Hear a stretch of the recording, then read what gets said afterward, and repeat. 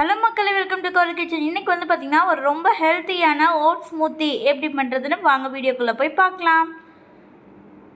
Oats smoothie பண்ணுறதுக்கு நான் ஒரு குட்டி டம்ளரில் 1 டம்ளர் ஓட்ஸ், 3 டேட்ஸ், ஒரு 5-6 பாதாம் எடுத்திருக்கேன். ஸோ எந்த டம்ளரில் ஓட்ஸ் எடுத்தோமோ அதே டம்ளர்லேயே 1 டம்ளர் வந்து பார்த்திங்கன்னா பால் சேர்த்துருக்கேன். காய்ச்சி ஆற வச்ச பால். 1 டம்ளர் வந்து பார்த்திங்கன்னா தண்ணி சேர்த்துருக்கேன். ஸோ இதை வந்து பார்த்திங்கன்னா ஒரு 30 நிமிஷம் நல்லா ஊற வச்சிடலாம். ஸோ பார்த்திங்கன்னா இதை நான் ஃப்ரிட்ஜுக்குள்ளே வச்சிடுறேன். நல்லா கூலிங்காகவும் இருக்கும், ஸ்மூத்தி குடிக்கிறப்ப ரொம்ப டேஸ்டியாகவும் இருக்கும். ஸோ ஃப்ரிட்ஜில் வந்து பார்த்திங்கன்னா ஒரு அரை மணி நேரம் நான் வச்சு எடுத்துக்கிறேன்.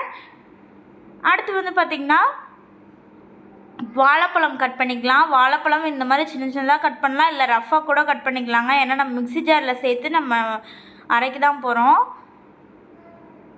ஒரு மிக்ஸி ஜார் எடுத்துகிட்டு நம்ம வந்து ஓட்ஸ்லாம் ஊற வச்சு வச்சுருந்தோம் பார்த்திங்களா மில்கில், அதை வந்து சேர்த்துக்கலாம். சேர்த்துட்டு இது கூடவே நம்ம கட் பண்ணி வச்சுருந்தா வாழைப்பழம் சேர்த்துக்கலாம்.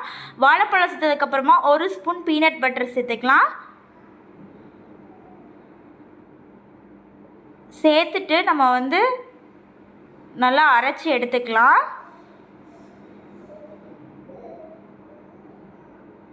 ஸோ கொஞ்சம் கெட்டியமாக இருக்கும். கொஞ்சமாக தண்ணி ஆட் பண்ணி நல்லா அரைச்சி எடுத்திங்கன்னா நம்மளுக்கு சூப்பரான ஹெல்த்தியான ஓட்ஸ் ஸ்மூத்தி ரெடி ஆயிடுச்சுங்க. ஸோ உங்கள்கிட்ட எந்த ஃப்ரூட்ஸ் இருக்கோ அதெல்லாம் கூட வச்சு நீங்கள் இந்த ரெசிபி பண்ணலாம். நான் வந்து குடிக்கும்போது அந்த திராட்சை வந்து நல்லா நறுக்குன்னு வாயில் இருக்கும். அது வந்து ரொம்ப டேஸ்டியாக இருக்கும். அதனால் நான் எக்ஸ்ட்ரா திராட்சையும் சேர்த்துக்கிறேன். இந்த ஸ்மூத்தி ரொம்ப ஈஸி பண்ணுறது, ரொம்ப ஹெல்த்தியும் கூட. ஸோ நீங்களும் உங்கள் வீட்டில் இதை ட்ரை பண்ணி பார்த்துட்டு எப்படி இருக்குன்னு கீழே கமெண்ட் பண்ணுங்கள்.